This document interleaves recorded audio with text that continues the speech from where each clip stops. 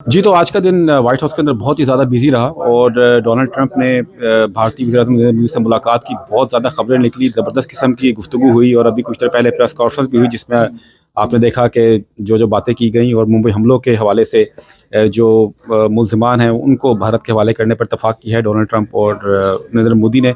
इसके अलावा भारत को जो है जदीद असलहा भी फ़राहम करेगा अमेरिका, जिसमें जंगी तैयारे भी शामिल हैं। एआई पे ताउन जारी रहेगा। इसके अलावा न्यूक्लियर टेक्नोलॉजी के ज़रिए एनर्जी के जो है कई जो है मुआहदे किए जाएंगे भारत के साथ। वैसे इस वक्त भारत के एक सहाफ़ी जो कि इंडिया टुडे के लिए काम करते हैं हमारे साथ, मुझे रोहित शर्मा, उनसे कुछ बात करते हैं। Rohit, thank you so much joining with ARY news. Thank you so much for having me ARY news. हम obviously we know this through cricket and news channel. तो हाँ, तो रोहित, आपका क्या क्या टेक है इस विजिट के ऊपर? आपको क्या देखिए, जब विजिट के पहले ये ऐसा माना जा रहा था कि ट्रेड और टैरिफ को लेके एक बहुत बड़ा सवालिया निशान था भारत के कि किस तरह से वो होंगे, और क्योंकि डोनाल्ड ट्रंप ने एक बहुत स्ट्रांग पोजीशन ली है तो वो एक थोड़ा सा स्टिकिंग पॉइंट था। वैसे भारत और अमेरिका के जो रिश्ते हैं पिछले 15-20 साल में बहुत अच्छे रहे हैं, तो उसमें किसी को डाउट नहीं था, लेकिन ये एक स्टिकिंग पॉइंट था। लेकिन जिस तरह से विजिट हुई है, इतने कम समय में प्रधानमंत्री मोदी यहाँ पे आए, उन्होंने तुलसी गैबर्ट से मुलाकात की जो अब डायरेक्टर है नेशनल इंटेलिजेंस की, उन्होंने माइक वॉल से मुलाकात की जो एनएसए है, नेशनल सिक्योरिटी एडवाइजर है प्रेसिडेंट ट्रंप के, इलॉन मस्क से उनकी मुलाकात हुई। तो इतने कम समय में आई थिंक इतनी कॉम्प्रहेंसिव विजिट करना बहुत इंपॉर्टेंट था। और ट्रेड को लेके जब बात हुई तो दोनों साइड ने ये एग्री किया कि एक ट्रेड एग्रीमेंट हम बना लेंगे जिसमें दोनों साइड की कंसर्न्स जो है वो एड्रेस किए जा सकते हैं। तो ऑल इन ऑल ये एक बहुत सक्सेसफुल विजिट थी और स्टेपिंग स्टोन है अगले 4 साल में दोनों देशों की रिलेशनशिप को लेके।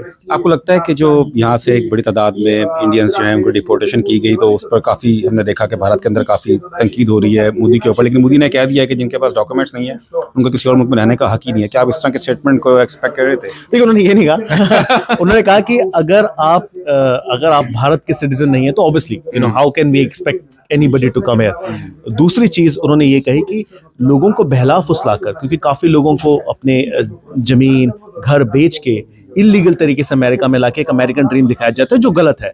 और उन्होंने ये कहा कि हमारी जो फाइट है, इट्स नॉट ओनली दैट, हमारी फाइट है कि we need to make sure कि ऐसा ना हो। तो डोमेस्टिकली उन्हें कई स्टेप्स उठाने पड़ेंगे ताकि लोग इस तरह के इलीगल स्टेप नहीं ले। और बाकी देखिए, अगर आप to be very honest with you, जितने भी अनडॉक्यूमेंटेड लोग अमेरिका में हैं उन्होंने रूल्स वायलेट किए हैं। तो हमने देखा है कि लोग कोलंबिया जा रहे हैं, लोग मैक्सिको जा रहे हैं, तो इसमें कोई एक इमिग्रेशन एक प्रिविलेज है, राइट नहीं होता।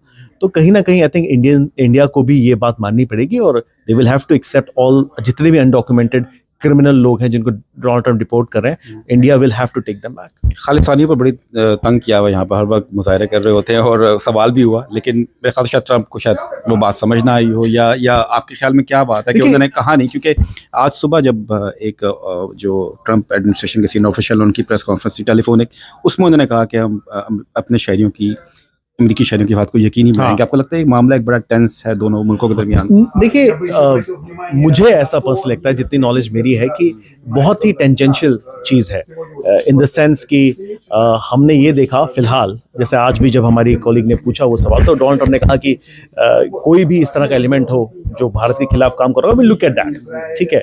और अगर कोई ऐसा एलिमेंट है जिसको जो अमेरिका में है अवैध रूप से, गलत रूप से रह रहा है और वो इंडिया के अगेंस्ट में इस तरह की चीज़ें कर रहा है, तो obviously they shouldn't be here. दूसरी चीज़, जो अमेरिकन सिटीजन्स है, America has to protect their citizens, तो मुझे लगता है दोनों ही बात उतनी वैलिड है।